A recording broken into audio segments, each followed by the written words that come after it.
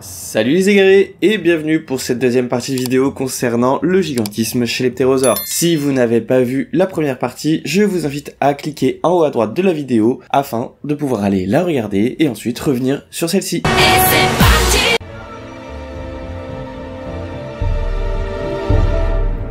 Il est vrai que durant la première partie du Mésozoïque, les ptérosaures sont restés des animaux n'atteignant même pas les 2 mètres d'envergure pour la plupart d'entre eux. Il aurait fallu attendre le début du Crétacé pour enfin voir émerger en nombre des formes plus grandes, voire gigantesques. Pour l'équipe de Benson et al. En 2014, l'un des événements qui auraient pu s'avérer les plus cruciaux aurait été l'avènement des oiseaux. Selon cette équipe de recherche, alors que les oiseaux ont commencé à atteindre des tailles parfois comparables aux petits ptérosaures de la fin du Jurassique début Crétacé, ceux-ci ont pris d'assaut des niches écologiques, notamment à l'intérieur des terres, dans les milieux forestiers, jusque-là exclusivement réservés aux reptiles volants, réussissant à chasser des insectes ou de petits vertébrés dans ces zones, les protégeant de bon nombre de prédateurs. Revenons sur la règle de Kopp, qui veut que sur un temps évolutif donné, des groupes d'animaux voient leur taille augmenter, le phénomène ne s'observe pas chez les ptérosaures. On voit clairement, dans le registre fossile, une rupture quasi nette entre la fin du Jurassique et le début du Crétacé. En plus d'un agrandissement de la taille due à la confrontation ptérosaure-oiseau dans certaines niches écologiques, on remarquera qu'à partir du Crétacé, ne reste plus qu'en très grande majorité que les représentants des ptérodactyloïdes qui ont abandonné la longue queue de leurs cousins non ptérodactyloïdes, ainsi qu'une modification soutenue des membres leur permettant une meilleure aisance dans leur déplacement au sol, plus un allègement du squelette. Bon nombre de grands ptérosaures du Crétacé étaient sans doute adaptés à se mouvoir sur leurs 4 pattes une fois posés au sol, alors que les non ptérodactyloïdes étaient plutôt arboricoles. Un plus grand volume corporel exige souvent, mais pas que, des niches écologiques plus vastes. Ces animaux se sont vus investir à leur tour les régions côtières ainsi que les grandes plaines dépourvues de forêts. On sait que des animaux comme Pteranodon se nourrissaient probablement essentiellement de poissons, alors que les Quetzalcoatlus et leurs cousins pouvaient être adaptés à une chasse plus terrestre, se nourrissant de tout un tas d'animaux vivant au sol. Les ptérodactyloïdes plus petits se sont probablement vus perdre la niche écologique arboricole. Un peu plus tard, vers la fin du Crétacé, les oiseaux finiront par investir également les environnements côtiers, et ce, peu de temps avant l'extinction des ptérosaures, il y a 66 millions d'années. Pour résumer, sous la potentielle pression évolutive des oiseaux, les ptérosaures qui depuis 228 millions d'années jusqu'à environ 145 millions d'années étaient restés cantonnés à des tailles ne dépassant pas les 2 mètres d'envergure, ont fini par voir des représentants allant jusqu'au gigantisme à la fin du Crétacé. Quand le moment est venu, l'heure est arrivée.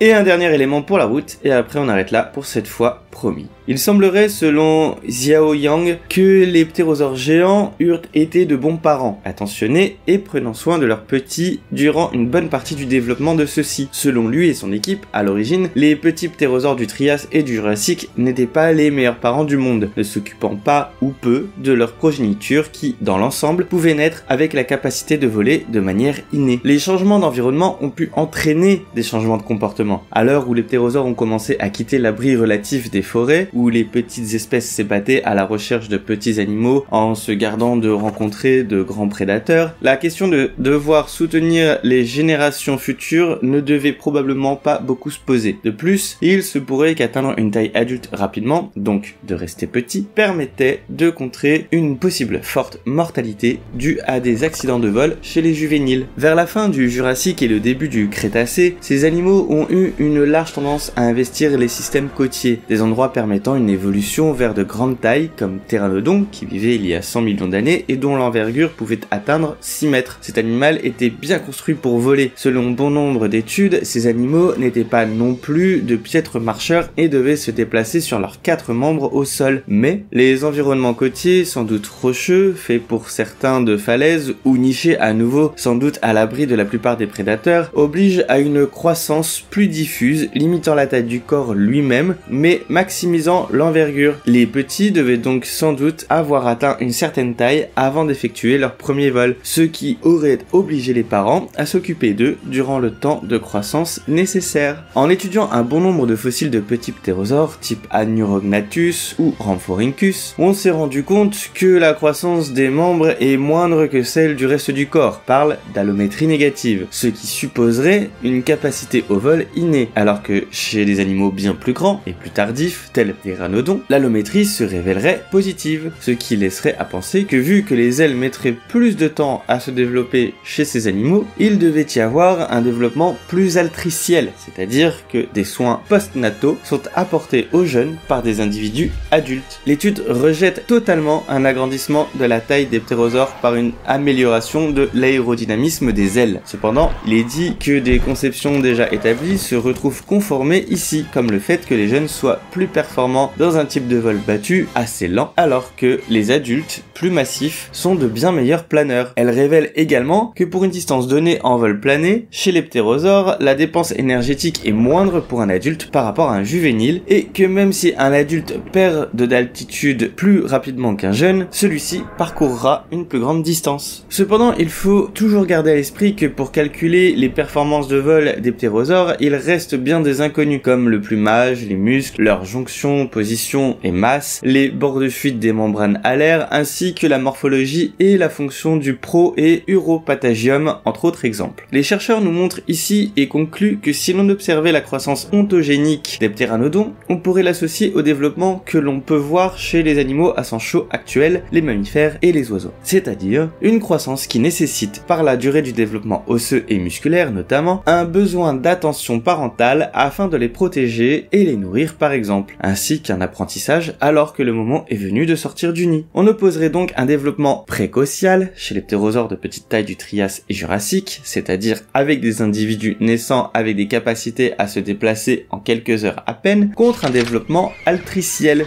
reflétant donc une croissance après la naissance nécessitant l'attention des parents jusqu'à ce que le jeune puisse se débrouiller par lui-même. On remarque même, par la forme des dents et du crâne, une probable différenciation alimentaire entre les jeunes et les adultes des petites espèces de ptérosaures, type Pterodactylus ou encore Rhamphorhynchus. Si l'on revient sur Pteranodon quelques instants, on remarque que chez un spécimen d'une envergure de 1,76 m, la longueur des ailes permet déjà le vol, ce qui suppose que, malgré un développement altriciel, Pteranodon pouvait apprendre à voler avant l'âge adulte, contrairement aux oiseaux et chauves-souris actuels qui vont atteindre un développement de l'aile permettant le vol soit à l'âge adulte, soit juste un peu avant. Attention tout de même, cette théorie est belle, mais nous n'avons a priori encore aucune preuve d'un tel comportement de soin chez les ptérosaures envers leurs petits. D'ailleurs, nous ne connaissons pas encore de fossiles de tout jeunes pteranodons tout juste sortis de l'œuf. Mais, en 2014, Wang et al. Relate la découverte de fossiles de différents spécimens d'Amipterus, un proche parent de Pteranodon en Chine. Et toc, remonte ton slibard, Lothar!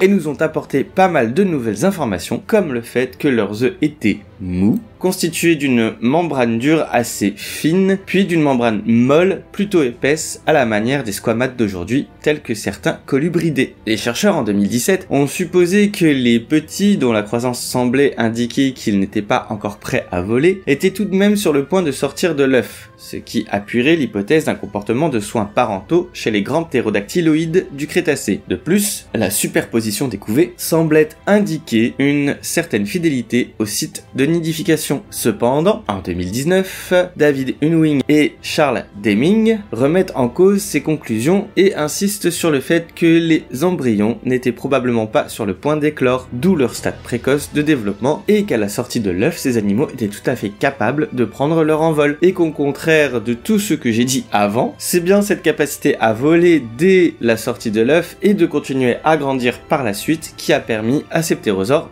de devenir si imposants. Est-ce que je peux dormir chez toi ce soir? J'ai perdu ma mère ce matin. Elle est morte? Non, je l'ai perdue. C'est-à-dire que je l'ai perdue, quoi. Elle était là et pouf, pouf, je l'ai perdue.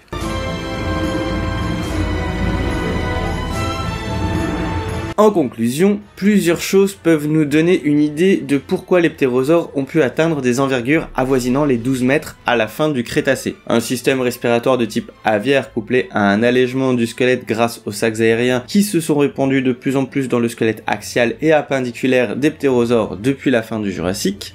Une potentielle concurrence avec l'émergence des oiseaux qui ont commencé à beaucoup se diversifier et à investir des niches écologiques occupées par les petits ptérosaures entre la fin du Jurassique et le début du Crétacé. Une attention particulière apportée aux petits chez certaines espèces de ptérosaures durant l'évolution de cette famille, permettant une croissance moins rapide et une protection supplémentaire contre la mort juvénile.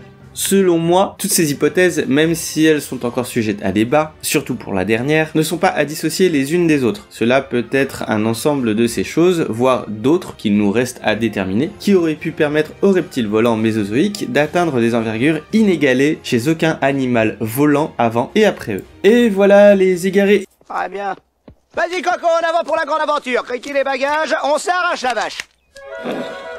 Et encore merci à Romain, dont les ptérosaures sont la spécialité, d'avoir relu et corrigé le script. J'ai encore quelques idées de sujets à aborder concernant ces animaux extraordinaires qu'ont été les ptérosaures. Si vous voulez en savoir plus, abonnez-vous, n'hésitez pas à liker cette vidéo et dites-moi si elle vous a plu. En attendant, allez voir les autres vidéos de la chaîne.